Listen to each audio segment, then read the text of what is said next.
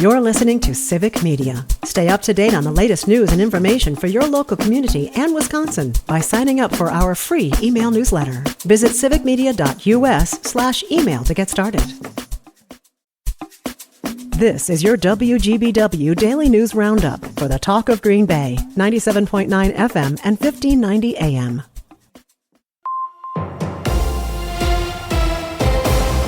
Civic Media News. I'm Terry Bell. Here's what Wisconsin needs to know.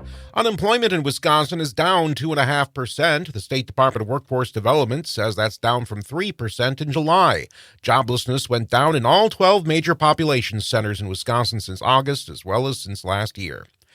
Wisconsin school superintendent says budget-writing lawmakers should release $50 million to support literacy education. Jill Underly says the Joint Finance Committee's decision to hold on to the money is putting a burden on local communities. They have, with good faith, bought new curriculum, have trained their teachers, but they haven't released the funding that they need to do this. And so they are footing the bill, and their taxpayers and their local communities are having to do it. And the money is there. It just hasn't been released. Underly accuses Joint Finance Republicans of obstruction. She gave her annual State of Education speech yesterday. Pro-democracy groups are calling out the mayor of Wausau for moving an absentee ballot out of the public's reach Sunday. Nick Ramos heads the Wisconsin Democracy Campaign. He says it's as bad as a mayor going into a polling place and removing a tabulation machine. Stunts like this only sow seeds of doubt into the security of our elections. This makes people think that their vote does not count. The truth is that your vote matters in every single election. The Marathon County District Attorney is looking into whether Doug Diddy broke the law. A complaint has also been filed with the Wisconsin Elections Commission. Wisconsin businesses say healthcare costs are a burden. Wisconsin Manufacturers and Commerce's new survey shows 85% of Wisconsin businesses reported healthcare costs going up 10% or more. Wisconsin could bring an additional $2 billion in federal money if it expanded Medicaid. That's according to a new Wisconsin Policy Forum report. The report also says adding more people would also lead to higher costs and more demands on hospitals. Owners of older homes in Wisconsin can get some help paying for renovations to improve energy efficiency and safety. The Wisconsin Housing and Economic Development Authority's More Like Home program offers low-interest loans to homeowners between $5,000 and $50,000. I'm Terry Bell, Civic Media News. Now, here's what you need to know closer to home. For WGBW News, I'm Lisa Hale. The convictions of brothers Robert and David Bentz for the 1987 murder of Sandra Lisson near Green Bay have been overturned. The motion to release the brothers says DNA evidence at the scene matched William Hendricks, a convicted rapist who died in the year 2000. Robert Bentz is listed in state prison records as being in the Oak Hill Correctional Institution. David Bentz has been listed as released by the court on September 25th.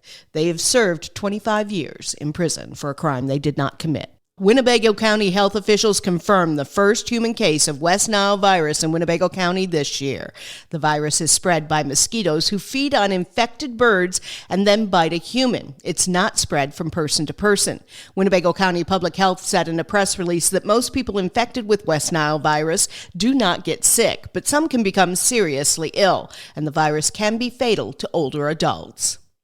A name known throughout the greater Green Bay area for 125 years is celebrating that milestone this weekend.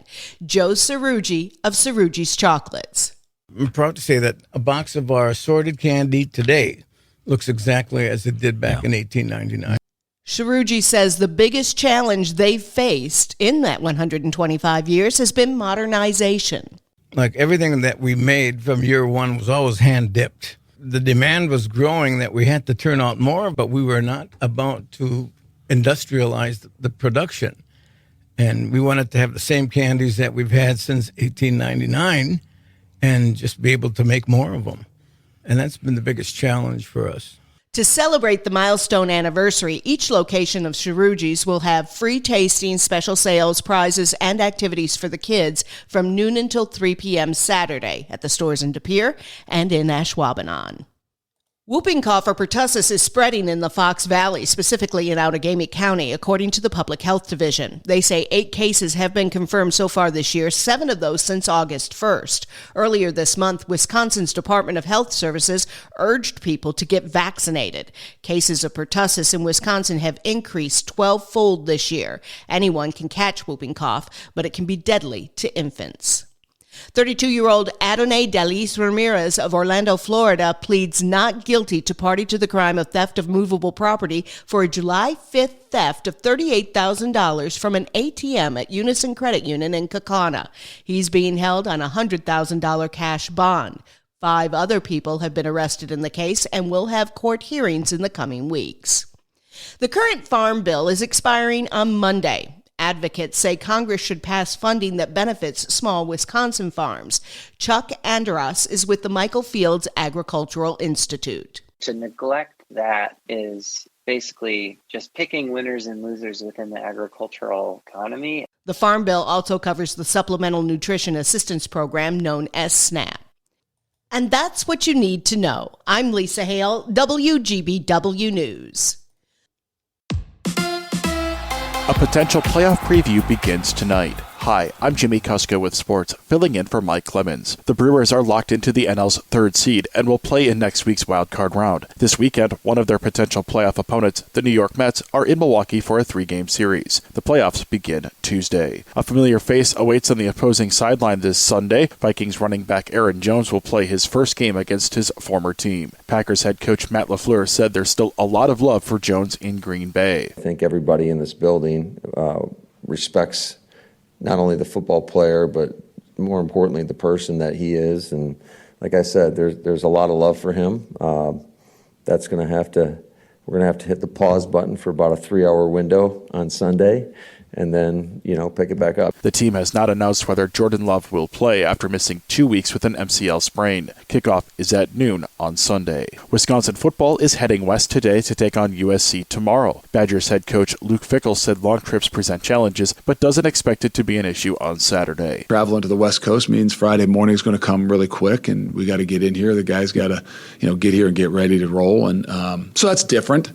But is it completely different? No. I mean, if you were going to the East Coast, it would still be early. It just maybe wouldn't be as early. The game at USC starts at 2:30 p.m. tomorrow. Wisconsin returns home next week to play Purdue at 11 a.m. Filling in for Mike Clemens, I'm Jimmy Kuska with Civic Media Sports.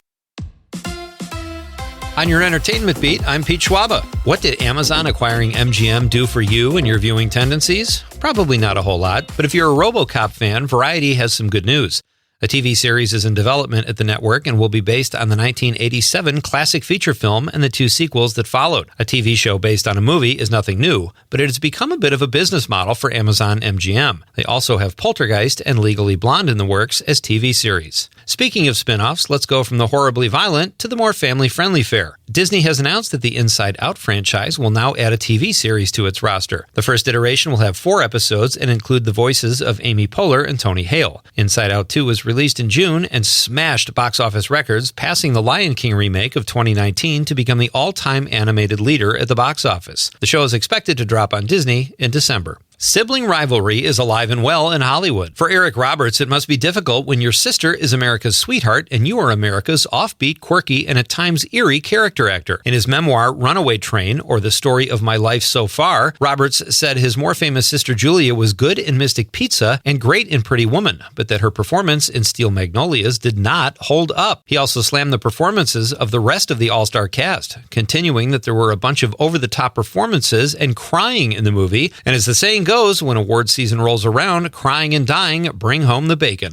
Must be nice to have a sibling that can retroactively critique your performances. The studios are digging deep for reboot material. Remember the 1980s film The Burbs that starred Tom Hanks and Corey Feldman? It's getting a reboot and a makeover and will star Keke Palmer. The show will air on Peacock and it will be produced by Seth MacFarlane's company. Here are a few options that hit the big screen. First up, it's the highly anticipated The Wild Robot. If you love movies about robots that get stranded on deserted islands, then The Wild Robot is your film. The story follows the adventures of Roz, a robot who has to endure harsh conditions after being stranded on the island and befriending a gosling. As you can imagine, it's a family-friendly film. The critics are raving about it. It's currently pulling a 98% on Rotten Tomatoes. Francis Ford Coppola's 40-year, $100 million project Megalopolis also hits the big screen in wide release this weekend, but to uneven reviews. The legendary director's passion project is pulling about a 50% on Rotten Tomatoes. And if it's graphic horror you're in the mood for, check out the Demi Moore film's The Substance. The film explores trying to make a better version of yourself by using, you guessed it, the substance. What could possibly go wrong? Let's go to the movies. For more showbiz fun, tune into Nightlight with me, Pete Schwaba, weeknights from 6 to 8 p.m. on the Civic Media Radio Network.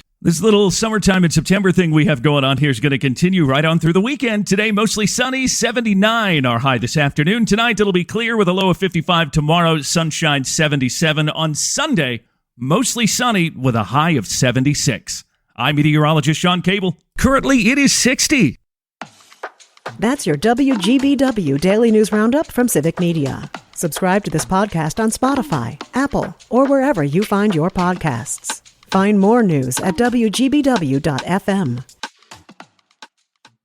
The national news cycle never stops, but it can be hard to find news about your local community. Civic Media is dedicated to providing quality local and state news coverage across Wisconsin. With the Civic Media app, you can get notifications about local stories that matter to you and your community. Find the free Civic Media app in your phone's app store and choose notifications from the menu to tell us what kind of news you want to hear about.